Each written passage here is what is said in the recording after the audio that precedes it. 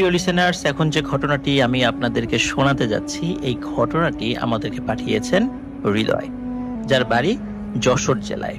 ঘটনাটা 1980 সালের দিকে, আর যখন ঘটেছিল তখন বয়স ছিল 22 বছর। ওনার বাবা খুব অসুস্থ ছিলেন। গ্রামের এক কবিরাজকে দেখান, কিন্তু কবিরাজ বলেন যে যত দ্রুত সম্ভব শহরে নিয়ে ভালো ডাক্তার দেখাতে, কারণ তখনকার দিনে গ্রামের দিকে কোনো ভালো ডাক্তারই ছিল না, আর শহর সেখান থেকে প্রায় 25 কিলোমিটার দূরে। যেহেতু নদী এলাকা, শহরে যেতে হবে নৌকায় করে। যোগাযোগের একমাত্র উপায় ছিল নদীপথ। ভালো রাস্তাঘাটও তখন ছিল না। বাবাকে নিয়ে যখন তিনি রওনা করেন তখন বেলা 12টা বাজে।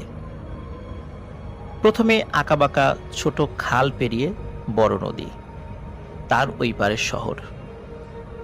শহরে পৌঁছাতে প্রায় 3 থেকে 4 ঘন্টারও বেশি সময় লেগে যায়। ডাক্তার যখন বাবাকে দেখেন তখন বাবা আর জীবিত নেই। বাবার লাশটা নিয়ে তিনি আবার বাড়ির দিকে রওনা দেন। বড় নদীটা যখন পার করে খালের দিকে নৌকা ঢুকিয়ে দেন, তখন দেখতে পান নৌকা আর চলছে না, নৌকা কাদায় আটকে গেছে। এদিক দিয়ে কিন্তু এসেছিলেন, তখন পানি ছিল, আর এখন পানি নেই। তার কারণ হচ্ছে এখন ভাটার সময়। আমরা জানি একটি জোয়ার এবং একটি ভাটার মধ্যবর্তী সময় 6 ঘন্টা। যখন এই নৌকাটি আটকে যায় তখন সন্ধ্যা আনুমানিক 6:30 বাজে। তাহলে 6 ঘন্টা পর জোয়ার আসবে, আর তখন শীতের সময় ছিল। এই সময়ে কিন্তু চারদিকে ঘুটঘুটে অন্ধকার হয়ে গেছে।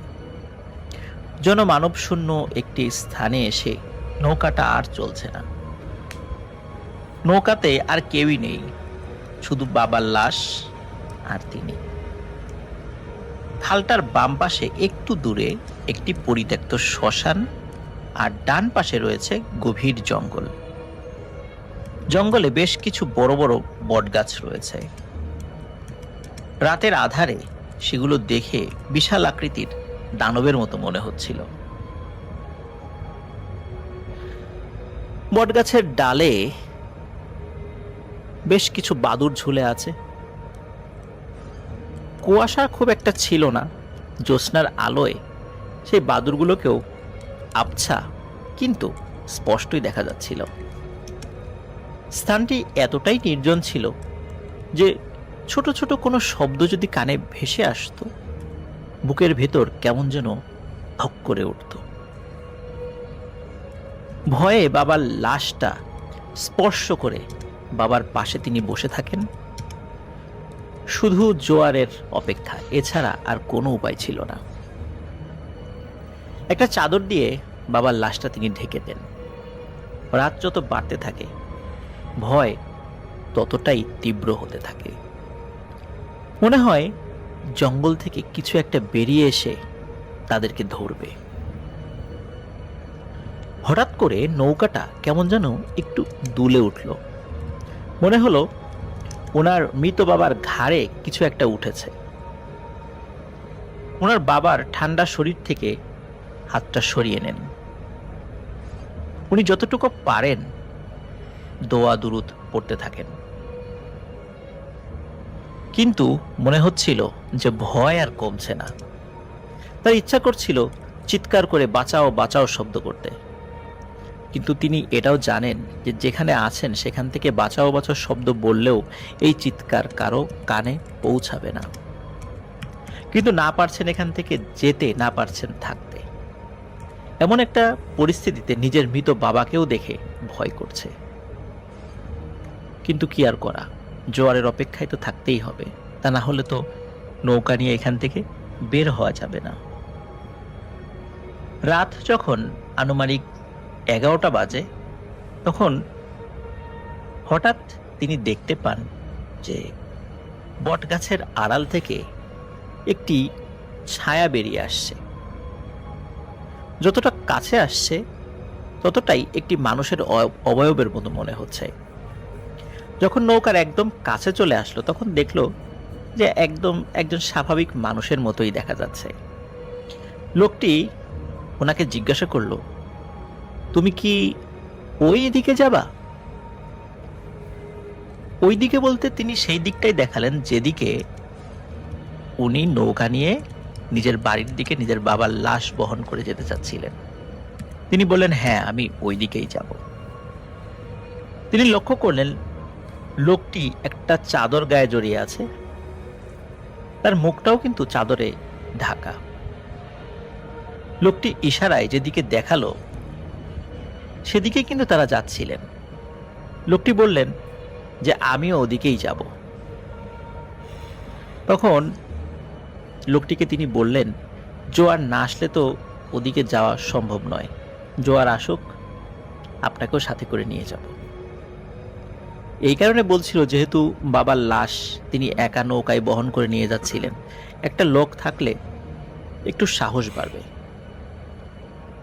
লোকটি নৌকায় উঠল এবং বাবার লাশের ঠিক পাশে বসল, কিন্তু লাশ সম্পর্কে কিছুই জিজ্ঞাসা করল না, শুধু এক দৃষ্টিতে বাবার লাশটার দিকে তাকিয়েছে। লোকটার মুখ তিনি তখনও দেখতে পাননি। এই গহীন জঙ্গলে এত রাতে তার আগমনের কারণটা পর্যন্ত জানতে ইচ্ছা করছিল না, কারণ তার বাবা মৃত অবস্থায় নৌকায় পড়ে আছে। বাবার শোকে তিনি কাতর ছিলেন। এই সমস্ত বিষয় যে কাউকে জিজ্ঞেস করতে হবে, এই ইচ্ছাটাও তার মনে আসছিল না, বা ইচ্ছা কিছুটা থাকলেও জিজ্ঞেস করতে ইচ্ছা করছিল না। রাত প্রায় 12টার দিকে যখন জোয়ার আসে তখন তিনি নৌকাটি চালানো শুরু করেন। নৌকা যতই সামনের দিকে যাচ্ছে ততই একটা গন্ধ নাকে লাগছে। ধীরে ধীরে গন্ধের তীব্রতা বাড়তে থাকে। কিছু কচুরিপানা, কলা গাছ আর একটা মরা গরুর ফুলে থাকা দেহ একসাথে জটলা করে এমন ভাবে নৌকার সাথে আটকে গেছে যে উনি অনেক চেষ্টা করেও নৌকাটিকে কিছুতেই সামনের দিকে নিতে পারছিলেন না। বাধ্য হয়ে তিনি নৌকা থেকে নেমে পানিতে রশি ধরে টানতে থাকেন। প্রায় 5 মিনিট টানার পর তিনি যখন নৌকার কাছে আসেন এবং কাছে এসে যা দেখলেন তা আসলে একজন সন্তান হিসাবে কেন কোনো মানুষের পক্ষেই এই দৃশ্য দেখা সম্ভব নয়। তিনি দেখেন যে লোকটি নৌকার উপর বসেছিল, সেই লোকটি ওনার বাবার বুকের কাছে বসে ওনার হাতটি বাবার বুকের ভেতর ঢুকিয়ে দিয়েছেন এবং ঢুকিয়ে শরীরের ভেতর থেকে অঙ্গ প্রত্যঙ্গ বের করে আনার চেষ্টা করছেন। এই দৃশ্য তিনি যখন দেখেন তখন ওনার প্রচন্ড রাগ হয়। 7-5 কিছু না ভেবে ওই বৈঠাটা হাতে নিয়ে লোকটার মাথায় সজোরে আঘাত করেন। লোকটা যখন তার দিকে ঘুরে তাকায় তখন তিনি দেখেন যে লোকটার চেহারাটা মানুষের মতোই, কিন্তু মুখটা অনেক লম্বা। স্বাভাবিকভাবে মানুষের মুখ এত লম্বা হয় না। তিনি যে কাজটি করেন সেটি হচ্ছে যে লোকটি যখন তাকে ধমক দিতে গিয়েছেন তখন মুখটা যখন হা করেছেন তখনই নৌকার যে বৈঠাটি, এই বৈঠার সামনের অংশ ওই লোকের মুখের মধ্যে ঢুকিয়ে দেন এবং ঢুকিয়ে দিয়ে মারেন এক ধাক্কা। এই ধাক্কায় লোকটা পানিতে পড়ে যায়। উনি পানিতে খুব জোরে জোরে বৈঠা দিয়ে ওই লোকটার গায়েও আঘাত করেন এবং চিৎকার করে বলেন, সাহস থাকলে উঠে আয়, দেখি তুই কে, তুই কত বড় পিশাচ আমি দেখব। আমার সামনে আমার বাবার লাশ খাওয়ার জন্য এসেছিস? সন্তান হয়ে আমি সেটা কখনোই হতে দেব না। যদি এই কাজটি করতেই চাস আমার লাশের উপর দিয়ে তোকে করতে হবে। আয় দেখি